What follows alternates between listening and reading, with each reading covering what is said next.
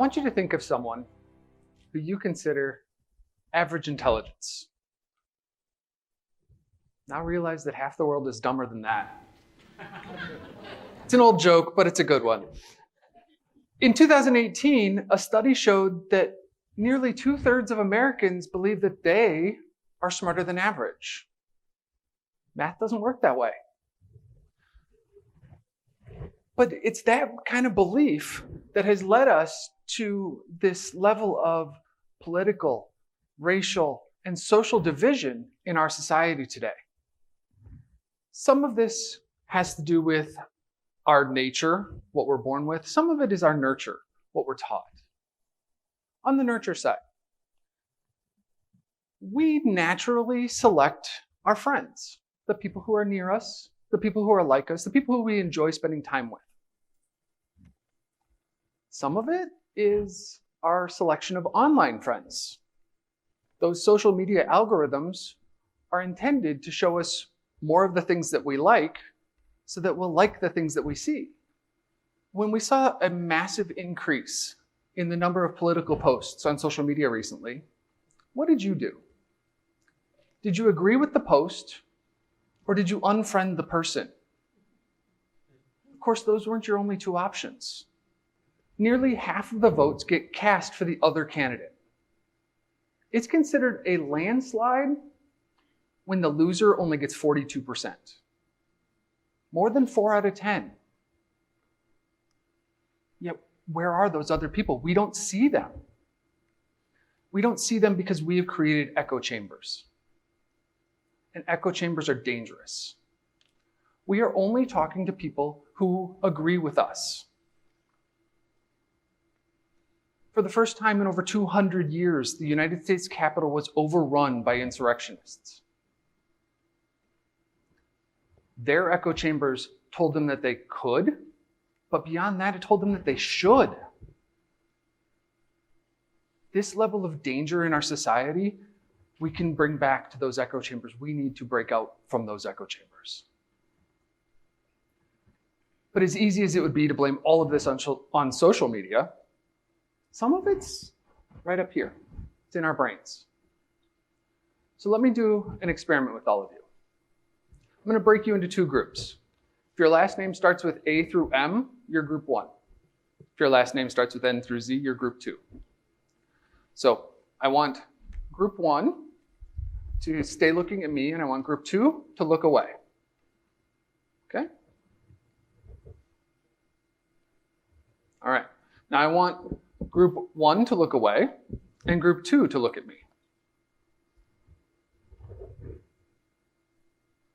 Okay. Now, I want you to yell it out. What was in the middle of your image? 13. B, 13. Who's lying? I heard one they are, and I heard one you.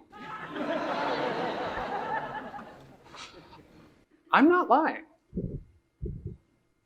This is what I showed you.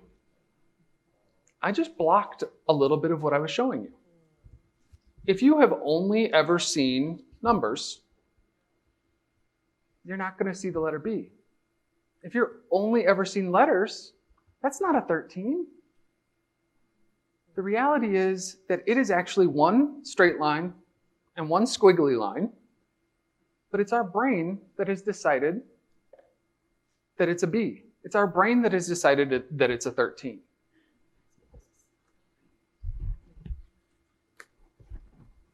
But I'm not done with you yet. Pop quiz time. A little anxiety falls over the crowd. All right, I'll make it a little easier for you. For each one of these questions, the answer is going to be a number. And you don't even have to get the number right. You get to pick a range of numbers that you are confident includes the right answer. Question number 1. How many countries are there in Africa? Think of your range. Write it down in case you are prone to changing it later. The answer is 46. How many of you had a range that included that answer?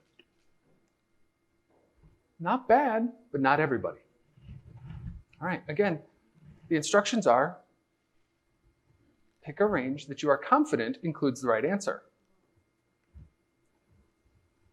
Question 2. While filming the movie Wizard of Oz, how much was the dog that played Toto paid per week? Think of your range. The answer? $125. How many of you had a range that included that answer? Not bad, but still not everyone. The instructions were to pick a range that you were confident included the right answer. But I'm guessing you picked a fairly small range, 20 to 30 countries, for example. Wouldn't a range of $0 to $100 million have been a range that Toto would have been paid? Why pick anything smaller? That's our overconfidence. We are easily overconfident. And that overconfidence has some downside. This has led to some really interesting research with some staggering results. The Dunning-Kruger effect has been used to describe the difference between our competence and our confidence.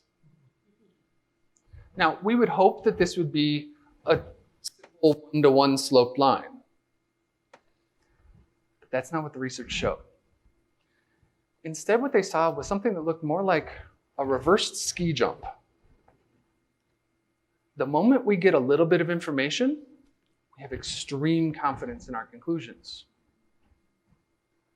Some commentators have referred to this point at the peak here as Mount Stupid. Now, eventually, if we can learn enough to recognize that we don't already know it all, we actually come off of that peak and begin learning our way out of the valley of despair. And this is important. Because in order to actually resolve conflicts, we have to accept the possibility that we, in this one particular teeny tiny single example, are not actually smarter than average, but we might be wrong, and now we can start the possibility of resolving conflict. I have helped people resolve more than 2,000 conflicts, from multi-million-dollar business deals down to a $17 landscaping bill. Yeah, they spent $94.50 to file a lawsuit over 17 bucks. From divorces and restraining orders to the aftermath of a murder-suicide. I have helped a lot of people find resolutions to some of the worst conflicts in their lives. In order to begin to resolve conflicts in our society, in our personal lives, and in our professional lives, we can use the word COLD as an acronym to stop conflict cold. First, consider the C, the cost of continuing the conflict. This might be actual money that we're sending out the door to continue fighting. Attorney's fees, building a bigger fence, renting a cement mixer, filling it with rocks, and turning it on in the backyard while your neighbor tries to have a party. That's also a true story. There's also the cost of our time. I can't imagine how much time the giant rock tumbler took to come up with. But even walking the long way around the office, you don't have to walk past that guy's desk, costs you time. There's also a psychological cost.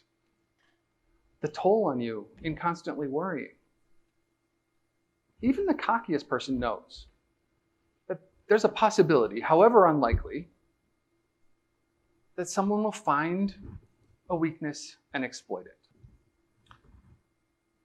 Next, we have the O. CO, objectives and options. We don't come into conflict thinking about what do we need. We think about what do we want. We come in with demands. Instead, we need to come in with what are the objectives that we are trying to reach? If we can think about our objectives, we can actually find that there are multiple options to meet those objectives. We also have to realize that we're not in conflict alone. The other person that we're in conflict with, they have objectives too. And our options need to meet their objectives. In fact, most of us come in thinking that the person that you're in conflict with, well, they're the problem. They're not. They're actually part of the solution. In fact, they are the only person in the world who can help you resolve the conflict. They are part of the solution, not part of the problem. COL. L, listen and learn. Human beings are horrible listeners. We listen in order to respond. We don't listen to understand. I am going to say that again for those of you who weren't listening. We need to listen to understand before we can ever respond. Why are we having these same conversations 100 years, more than 100 years after the end of slavery? 50, 60 years after the civil rights movement in the United States. We have failed to listen and learn from each other. We are coming in with our demands, and we are not listening. Finally is the D, COLD, decide to do it. Based on the backdrop of the cost of continuing the conflict, we can develop options to meet our objectives by listening and learning from each other. And finally decide to do the deal. Now, I'm not saying that this is quick and easy. This takes hard work. This takes uncomfortable conversations. This takes finding your echo chambers and breaking out. I grew up in the Midwest, only. I have to travel almost 1,000 miles to find salt water. Where I live, a white Christmas is expected, and a white Halloween isn't that weird. I grew up in a family knowing that I was going to be safe and that I would have food on the table every night. Each of those defines part of my echo chambers. But before going to law school, I went to college in Kenosha, Wisconsin. Mere blocks from where Jacob Blake was shot in the back 7 times while trying to check on his children. We can be tempted to think of this as a them problem, not an us problem. This is an us problem. We must do better. The cost of continuing this conflict is too high. Human lives are being lost. We need to listen and learn from each other. We need to come in with options to meet our objectives, no more demands, before we can ever really decide to do the deal. This has become a black versus white. This has become an us versus them. We need to stop seeing the world in black and white. We need to start seeing gray. We need to start seeing the entire rainbow of other colors. That's the only way that we can stop conflict cold. That's the only way that we can truly resolve the conflicts in our polarized society.